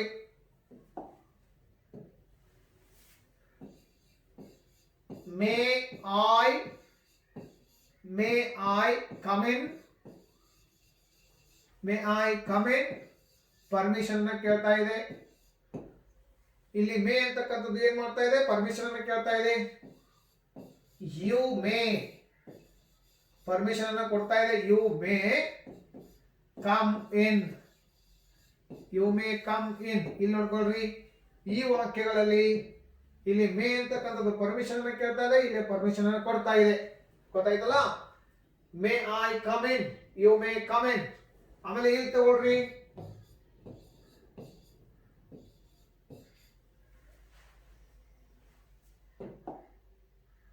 ಇಲ್ಲಿ ತಗೊಳ್ರಿ, ಇನ್ನೊಂದು ಎಕ್ಸಾಂಪಲ್ ತಗೊಳ್ರಿ, ಗೊತ್ತಾಗತ್ತೆ.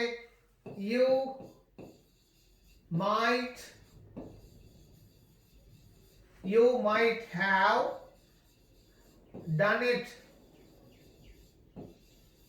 ನೀನು ಅದನ್ನ ಮಾಡಬಹುದಾಗಿತ್ತು. You might have done it. It might rain today. ಆಮೇಲೆ they might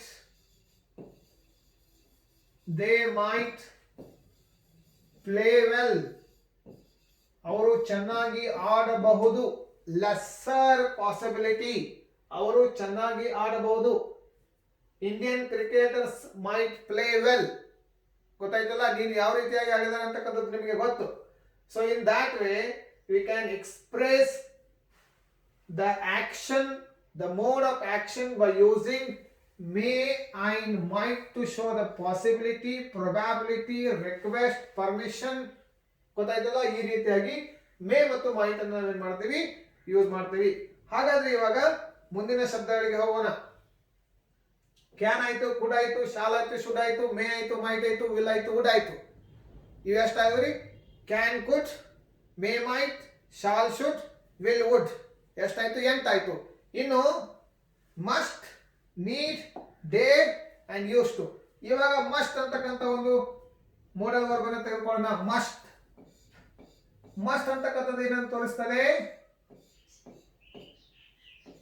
obligation R duty, ಮಾಡಲೇಬೇಕು ಅಂತಕ್ಕಂಥದ್ದನ್ನು ತೋರಿಸ್ತದೆ. ಆಬ್ಲಿಗೇಷನ್ ಅನ್ನು ತೋರಿಸ್ತದೆ, ಡ್ಯೂಟಿ ಅನ್ನು ತೋರಿಸ್ತದೆ. ಇಲ್ಲಿ ಮಸ್ಟ್ ನೋಡ್ಕೊಡ್ರಿ, ಎಕ್ಸಾಂಪಲ್ ತಗೊಳ್ರಿ. I must help my father. I must help my father. ನಾನು ನನ್ನ ತಂದೆಗೆ ಸಹಾಯ ಮಾಡಲೇಬೇಕು. ಇಲ್ಲಿ ನೋಡ್ಕೊಳ್ರಿ, you must speak truth. You must speak truth. ಏನ್ ಮಾಡ್ತದೆ? ಕಮಾಂಡ್, ಆರ್ಡರ್ ಅನ್ನ ಮಾಡ್ತಾ ಇದೆ. You must speak truth. ಆಮೇಲೆ ಮೂರನೇ ತಗೊಳ್ರಿ,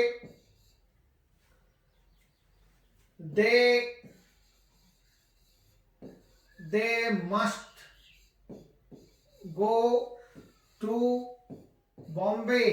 ಅವರು ಬಾಂಬೆಗೆ ಹೋಗಲೇಬೇಕು. I must help my father. You must speak truth. They must go to Bombay. ಇದು ಏನ್ ಮಾಡ್ತದೆ? ನೆಸೆಸಿಟಿಯನ್ನ ತೋರಿಸ್ತಾ ಇದೆ ಅಥವಾ ಆಬ್ಲಿಗೇಷನ್ ಅನ್ನ. ಐ ಮಸ್ಟ್ ಹೆಲ್ಪ್, ನಾನು ನನ್ನ ತಂದೆಗೆ ಸಹಾಯವನ್ನ ಮಾಡಲೇಬೇಕು ಇರ್ತಕ್ಕಂಥ ನೆಸೆಸಿಟಿಯನ್ನ ಅಥವಾ ಡ್ಯೂಟಿಯನ್ನ, ಆಬ್ಲಿಗೇಷನ್ ಅನ್ನು ತೋರಿಸ್ತದೆ. You must speak the truth, ನೀನು ಸತ್ಯವನ್ನ ಮಾತನಾಡಲೇಬೇಕು. They must go to Bombay. ಆಮೇಲೆ ಮತ್ತೆ ಬೇರೆ ಬೇರೆ ರೀತಿಯಲ್ಲೂ ಸಹಿತ ಅದನ್ನ ಯೂಸ್ ಮಾಡ್ತೀವಿ. ಅದು ಯಾವ ರೀತಿಯಾಗಿ?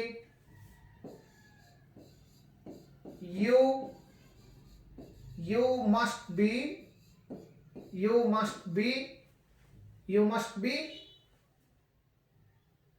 16. You must be 16 ಅಂತಂದ್ರೆ ನೀನು 16 ವಯಸ್ಸದವನು ಇರಬಹುದು. ಯು ಮಸ್ಟ್ ಬಿ 16 ಪ್ರೊಬ್ಯಾಬಿಲಿಟಿಯನ್ನ, ನೀನು 16 ವಯಸ್ಸದವನು ಇರಲೇಬೇಕು ಅಂತ ಅರ್ಥ. ಈ ರೀತಿಯಾಗಿ ನಾವು ಮಸ್ಟ್ ಅಂತಕ್ಕಂಥ ಶಬ್ದವನ್ನು ಯೂಸ್ ಮಾಡ್ತೇವೆ to show the obligation or compulsion, or to show the duty, or to show the necessity of an action. To show the obligation or the duty or the necessity of an action, we use must ಅಂತಕ್ಕಂತಹ ಒಂದು model verb ಅನ್ನು ಏನ್ ಮಾಡ್ತೀವಿ, ನಾವು use ಮಾಡ್ತೀವಿ. Must must must ಗೊತ್ತಾಗ್ತಲ್ಲ? Must ಅಂತಂದ್ರೆ ಒಂದು ಅರ್ಥ ಮಾಡ್ಕೊಳ್ರಿ, ಮಾಡಲೇಬೇಕು, ಹೇಳಲೇಬೇಕು, ತಿನ್ನಲೇಬೇಕು, ಹೋಗಲೇಬೇಕು, ಇರಲೇಬೇಕು. ಈ ರೀತಿಯಾಗಿರ್ತಕ್ಕಂಥ ಸಂದರ್ಭಗಳನ್ನ ಯಾವಾಗ ನಾವು ಯಾವುದೇ ಒಂದು ಕ್ರಿಯೆಯನ್ನ ಟ್ರೆಸ್ ಮಾಡಿ ಹೇಳ್ತೇವಿ, ಎಂಫಾಸಿಸ್ ಮಾಡಿ ಹೇಳ್ತೇವಿ, ಆವಾಗ ಈ ಒಂದು ಶಬ್ದವನ್ನು ನಾವೇನ್ ಮಾಡಬೇಕಾಗ್ತದೆ? ಯೂಸ್ ಮಾಡಬೇಕಾಗ್ತದೆ. Must is the modal verb which will be used in such situations and in such cases. This is how we use must. ಆಮೇಲೆ ನೆಕ್ಸ್ಟ್ ಯೂಸ್ ಮಾಡ್ಕೊಳ್ರಿ, ಮಸ್ಟ್ ಆಯ್ತು, ought to.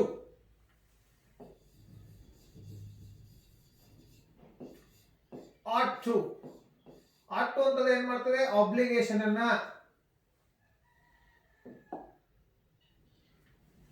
ಇಲ್ಲಿ ನೋಡ್ಕೊಳ್ರಿ,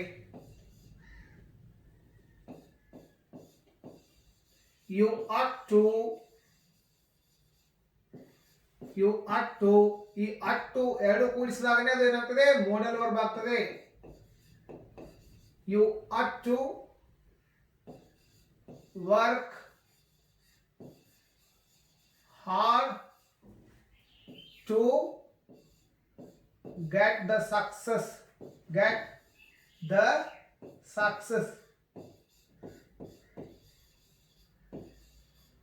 ನೀನು ಒಂದು ವೇಳೆ ಸಕ್ಸಸ್ ಅನ್ನ ಪಡ್ಕೊಳ್ಬೇಕಾದ್ರೆ ನೀನು ಅತ್ಯಂತ ಕಠಿಣ ಪರಿಶ್ರಮವನ್ನ ಪಡಲೇಬೇಕು ಅಂತಕ್ಕಂಥದ್ದು ಇದು ಸಹಿತ ಮಸ್ಟ್ ಆಗಿನೇ ಕೆಲಸ ಮಾಡ್ತದೆ. ಅಟ್ಟು ಎರಡನೇ ತೋಡ್ರಿ, we ought to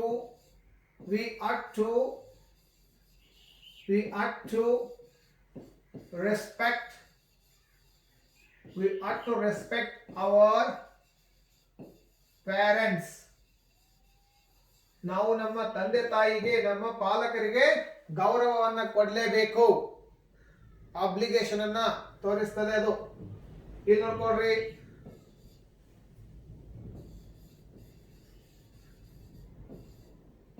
they ought to be ready. They have to be ready to face the challenge. Face the challenge. ಅವರು ಚಾಲೆಂಜ್ ಅನ್ನ ಫೇಸ್ ಮಾಡಲಿಕ್ಕೆ ರೆಡಿ ಇರಲೇಬೇಕು. In these following ways we use ought to.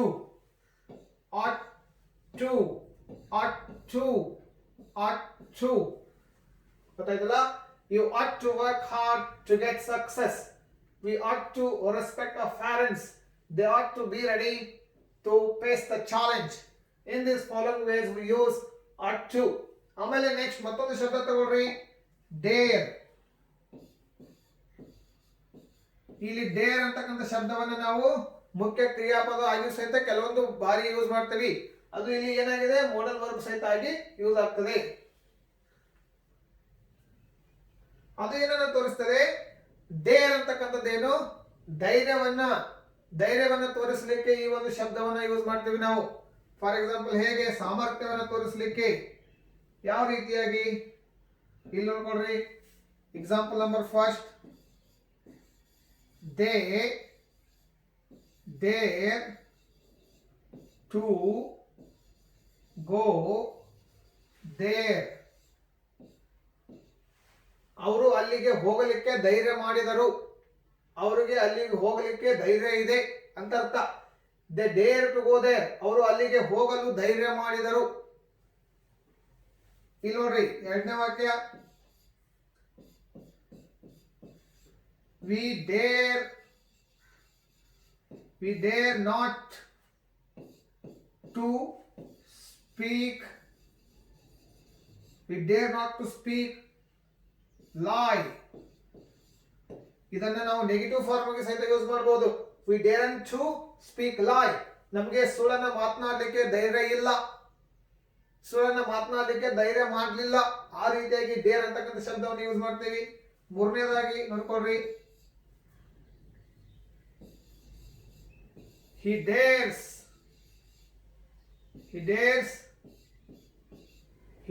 to face him. ಅವನನ್ನ ಎದುರಿಸಲಿಕ್ಕೆ ಧೈರ್ಯ ಮಾಡ್ತಾನೆ. ಆಮೇಲೆ ಮತ್ತೊಂದು ಉದಾಹರಣೆ ತೆಗೆದುಕೊಳ್ರಿ,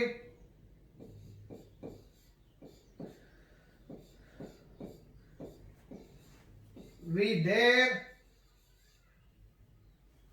ಬೇರೆ ಉದಾಹರಣೆ ತೆಗೆದುಕೊಳ್ರಿ,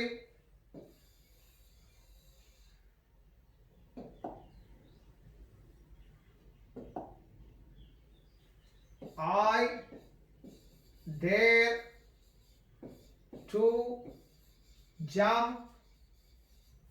I dare to jump in the well.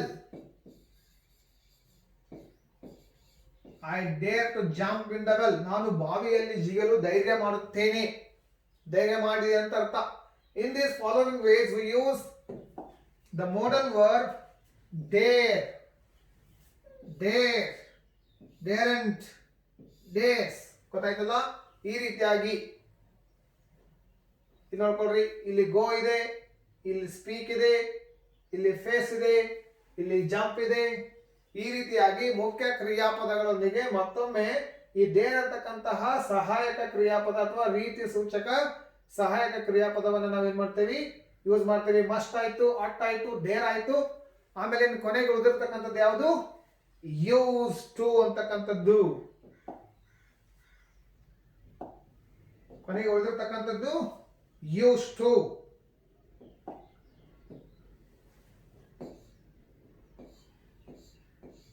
use to.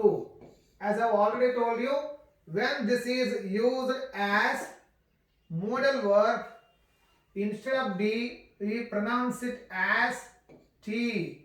ಗೊತ್ತಾಯ್ತಲ್ಲ? ಇಲ್ಲಿ ಹ್ಯಾಬಿಚುವಲ್ ಆಕ್ಷನ್ಸ್ ಗಳನ್ನ ಅಥವಾ ಭೂತಕಾಲದಲ್ಲಿ ನಡೆದಿರ್ತಕ್ಕಂಥ ಆಕ್ಷನ್ಸ್ ಗಳನ್ನ ತೋರಿಸಲಿಕ್ಕೆ ನಾವು ಈ ಯೂಸ್ ಟು ಅಂತಕ್ಕಂಥ ಶಬ್ದವನ್ನು ಯೂಸ್ ಮಾಡ್ತೇವೆ. It has no present form. ಗೊತ್ತಾಯ್ತಲ್ಲ? This has been already told to you. Example ತಗೊಳ್ರಿ, I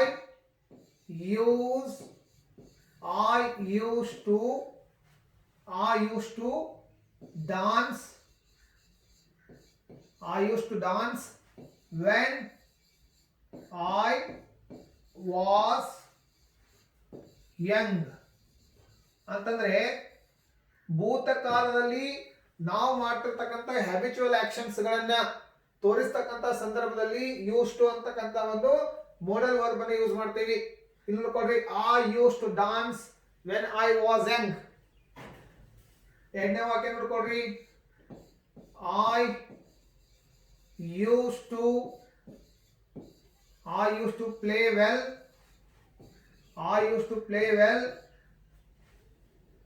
when I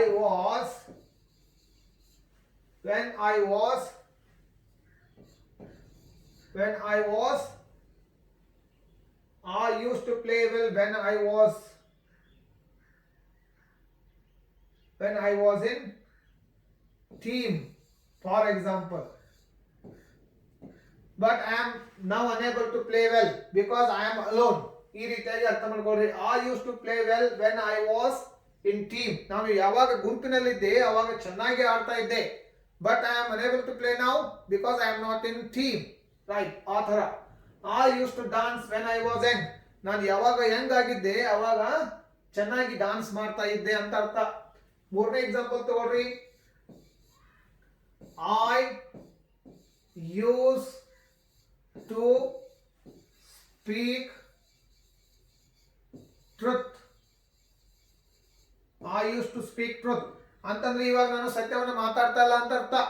I used to speak truth, ನಾನು ಸತ್ಯವನ್ನು ಮಾತಾಡ್ತಾ ಇದ್ದೆ, ಆದ್ರೆ ಈಗಿಲ್ಲ ಅಂತ ಅರ್ಥ. ಈ ರೀತಿಯಾಗಿ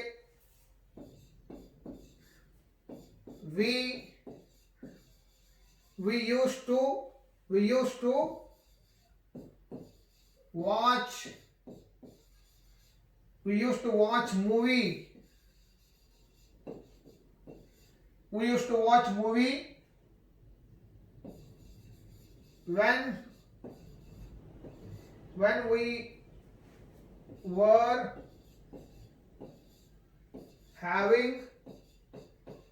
when we were having leisure time. ನಮಗೆ ಯಾವಾಗ ಫ್ರೀ ಟೈಮ್ ಸಿಗ್ತಾ ಇತ್ತು ಅವಾಗ ನಾವು ಮೂವಿಯನ್ನ ವಾಚ್ ಮಾಡ್ತಾ ಇದ್ವಿ ಅಂತ ಅರ್ಥ. ಬಟ್ ನಾವು we have no time to watch movies. ಆ ರೀತಿಯಾಗಿ ಈ ರೀತಿಯಾಗಿರ್ತಕ್ಕಂಥ ಸಂದರ್ಭಗಳಲ್ಲಿ ನಾವು ಯೂಸ್ ಟು ಅಂತಕ್ಕಂಥ ಶಬ್ದವನ್ನ ಮೋಡಲ್ ವರ್ಬ್ ಅನ್ನ ಏನ್ ಮಾಡ್ತೀವಿ, ನಮ್ಮ ದಿನನಿತ್ಯದ ಇಂಗ್ಲಿಷ್ ಭಾಷೆಯಲ್ಲಿ ಬಳಸ್ತೀವಿ. I used to dance when I was young. I used to play well when I was in team. I used to speak truth. We used to watch movie when we were having leisure time. ನಮಗೆ ಯಾವಾಗೆಲ್ಲ free time ಸಿಗ್ತಾ ಇತ್ತು ಅವಾಗ ನಾವು ಮೂವಿಯನ್ನ watch ಮಾಡ್ತಾ ಇದ್ವಿ. ಈ ರೀತಿಯಾಗಿ ನಾವು ಸಹಾಯಕ ಕ್ರಿಯಾಪದಗಳು, ಯಾವ ರೀತಿಯಾಗಿರ್ತಕ್ಕಂಥ ಸಹಾಯಕ ಕ್ರಿಯಾಪದಗಳು, ರೀತಿ ಸೂಚಕ ಸಹಾಯಕ ಕ್ರಿಯಾಪದಗಳು ಅಥವಾ ಮೋಡಲ್ ವರ್ಬ್ಸ್ ಗಳನ್ನ ನಮ್ಮ ದಿನನಿತ್ಯದ ಇಂಗ್ಲಿಷ್ ಭಾಷೆಯಲ್ಲಿ ಬಳಸ್ತೀವಿ. So far we have discussed about can, could, shall, should, will, would, may, might, must, ought to, dare and used to and one more that is need. ಮತ್ತೊಂದನ್ನು ಬಿಟ್ಟಿದ್ವಿ, ಅದು ಯಾವುದು? ನೀಡ್. ನೀಡ್ ಅಂತಕ್ಕಂಥದ್ದು ಸಹಿತ ಕೆಲವೊಂದು ಬಾರಿ ಮುಖ್ಯ ಕ್ರಿಯಾಪದ ಆಗಿ ಯೂಸ್ ಆಗ್ತದೆ. ಒಂದು ಉದಾಹರಣೆಯನ್ನು ಕೊಡ್ತೀನಿ so that you can understand. You need to ಅವಶ್ಯಕತೆಯನ್ನು ತೋರಿಸ್ತದೆ. You need to go there. ನೀನು ಅಲ್ಲಿಗೆ ಹೋಗಬೇಕಾಗಿರ್ತಕ್ಕಂಥ ಅವಶ್ಯಕತೆ ಇದೆ ಅಂತ ಅರ್ಥ. You need to go there. We need to sit down. We need to sit down. ನಾವು ಕೆಳಗೆ ಕೂಡಬೇಕಾಗಿರ್ತಕ್ಕಂಥ ಅವಶ್ಯಕತೆ ಇದೆ. If you stand long, you will get pain in your legs. So that we need to sit down. You need to go there. Next worry.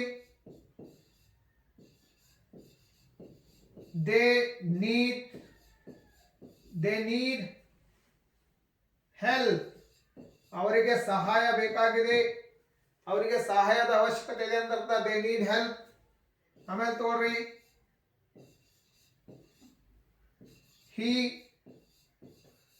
he needs assistance. ಅವನಿಗೂ ಸಹಿತ ಸಹಾಯ ಬೇಕಾಗಿದೆ, assistance ಬೇಕಾಗಿದೆ ಅಂತ ಅರ್ಥ. ಮತ್ತೊಂದು ವಾಕ್ಯ ತಗೊಳ್ರಿ, you need to prepare well.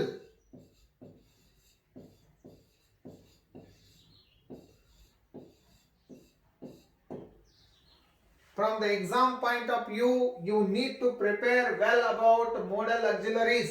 ಆ ರೀತಿಯಾಗಿ ಈ ಒಂದು need ಅನ್ನು ನೀವೇನ್ ಮಾಡಬಹುದು, ಯೂಸ್ ಮಾಡಬಹುದು. You need to prepare well from the exam point of view about modal verbs. So dear friends, so far we have discussed about modal verbs. So this is all about today's class. If you have any doubts, comment below and please don't forget to subscribe our channel so that you can get notifications of upcoming videos. Let me come back with one more important topic in my next class. Till then, take care. Goodbye. Jai Hind. One task.